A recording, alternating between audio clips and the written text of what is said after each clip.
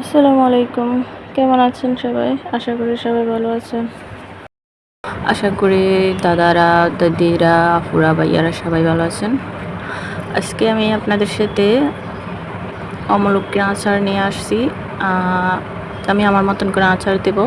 যদি ভালো লাগে দেখতে পারেন, একটা লাইক দিবেন, সাবস্ক্রাইব করবেন, পাশে থাকবেন। আর এই যে আমি আমলকিগুলো পানি দিয়ে সিদ্ধ করে নিলাম ধুয়ে। তো দেখিয়ে দিচ্ছি ফেটিয়ে। হালকা চাপ দিলাম, জোরে চাপ দিলাম না, পুরোটা ফেটে যাবে তাই। তো এখন আমি নামিয়ে নেব। আর অমলকিগুলো ধুয়ে দিলাম, আর অমলকির সাথে হালকা একটু লবণ দিলাম, কারণ পরবর্তীতে আচার দিলে পরে আমি যদি অমলকিগুলো দিই, মানে লবণ দিয়ে আচার দিতে গেলে তাহলে লবণ ঢুকবে না, তাই সিদ্ধ করতে একটু দিয়ে দিয়েছি।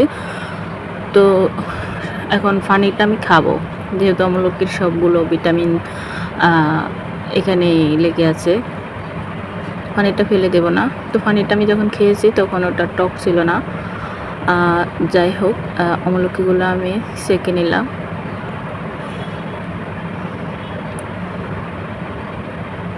এখন এই যে আমলকির পানিটা জড়িয়ে নেব আমি।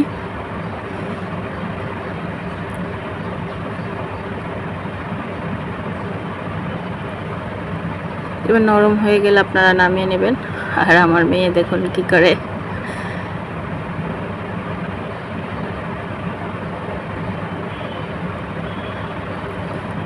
সবাই মাশাআল্লাহ বলবেন আমার মেয়েকে। ও একদম শান্তশিষ্ট মানুষ, আর একটা দাঁত উঠতেছে। কদিন পরে ও রান্না করবে, আপনাদের সাথে শেয়ার করবে। এখন আমি এগুলো রোদে দিব। রোদে দিলে হয় কি, পানিটা ভিতরে যে পানিটা ওটা শুকিয়ে যায়, ওরা আচার দিলে আর নষ্ট হয় না। আপনি বছরের পর বছর রেখে দিতে পারেন, ফ্রিজে রাখতে পারেন, এমনিও রাখতে পারেন। আমি রোদে শুকোতে দিয়েছি।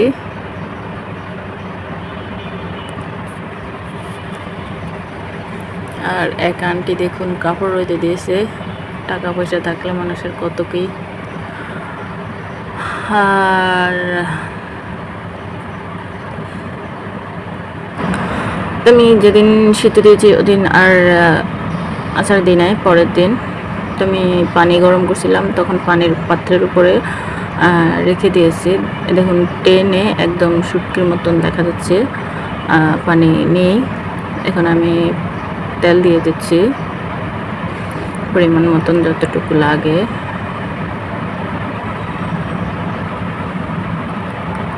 তো সরষের তেল দিলাম, আর এই যে মশলাটা এটা আমি তেলে নিয়েছি, গরম করে নিয়েছি। এখন ঠান্ডা হলে গুঁড়ি করে নেব। এখন আমি আমলকিগুলো দিয়ে দিচ্ছি তেলের মধ্যে একটু ভেজে নিচ্ছি। যদি ভিতরে পানি থাকে তাহলে বাঁচতে বাঁচতে পানিটা শুকিয়ে যাবে।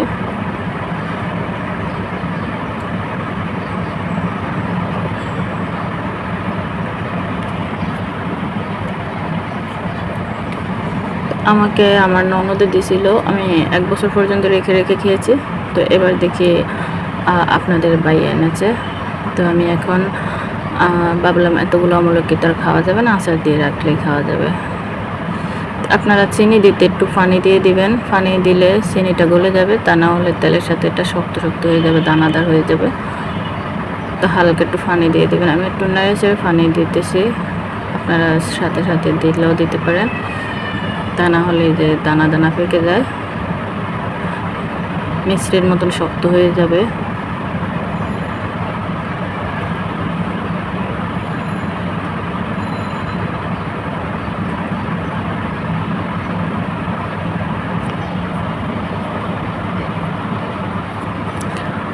আর তা না হলে চিনিটা তেল প্রথমে দিতে পারেন। এই যে একটু পানি দিলাম যাতে চিনিগুলো গলে যায়।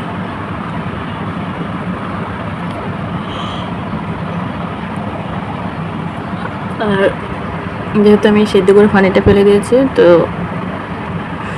একটু লবণ দিয়ে দেবেন আন্দাজ করে, যতটুকু দেবেন।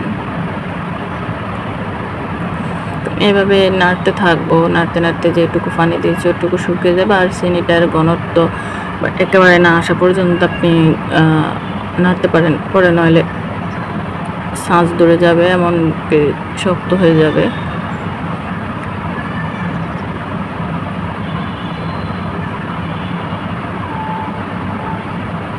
একটু হলুদ গুঁড়ো দিয়ে দিচ্ছি কালারের জন্য 1 চিমটি। এই যে দেখুন এখন অনেক সুন্দর দেখা যাচ্ছে।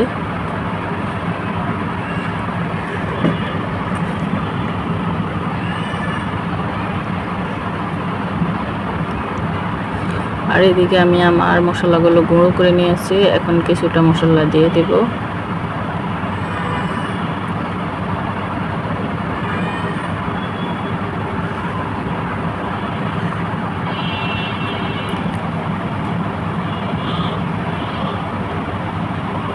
মশলা দেওয়ার সাথে সাথে এখন দেখুন আরও কালারটা চেঞ্জ হয়ে গেছে।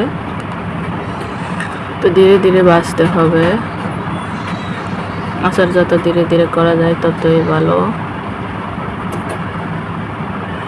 এই যে একটু পরিমাণ মতন আমি তেল দিয়ে লবণ দিয়ে দিলাম, যেহেতু প্রথমে সিদ্ধ করতে দিয়েছি তাই একটু দিলাম, আর যেটুকু আবার টেস্ট বাড়াতে পারে।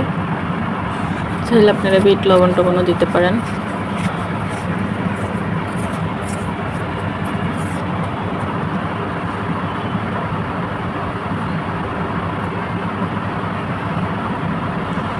আপনাদের কাছে আচারটা কেমন লাগলো অবশ্যই কমেন্টে জানাবেন। যদি ভালো লাগে লাইক সাবস্ক্রাইব করে পাশে থাকবেন। আর এই যে আমার আচার কেমন লাগলো বলুন। এখন আমি রোদে দিতে থাকবো, যত বেশি আপনি রোদে দিবেন তত আপনার আচারের টেস্ট ভালো আসবে এবং আপনার মানে খেতেও ভালো লাগবে। রোদে দিবেন, আর রোদে না দিতে পারলে নর্মাল ফ্রিজও রেখে দিতে পারেন, সমস্যা নেই। তবে যেন আচারের পানি না থাকে, আচারের পানি থাকলে আচার আপনি যতই কিছু করেন আচার নষ্ট হবে। আর ভিনেগার থাকলে ভিনেগার দিতে পারেন। আর যদি তেলে ডুবানো খেতে পছন্দ করেন তাহলে তেল দিয়ে ডুবিয়ে রাখবেন, তাহলে আর আচার নষ্ট হবে না। তো যেহেতু আমার হাতের কাছে রোদ আছে তা আমি রোদে দিতেছি। আজ 3 দিন হলো, অনেকটাই মজা। এটা আমি যেহেতু প্রথম দিনেরটা ভিডিও করছি, শেষেরগুলো আর করলাম না। কালার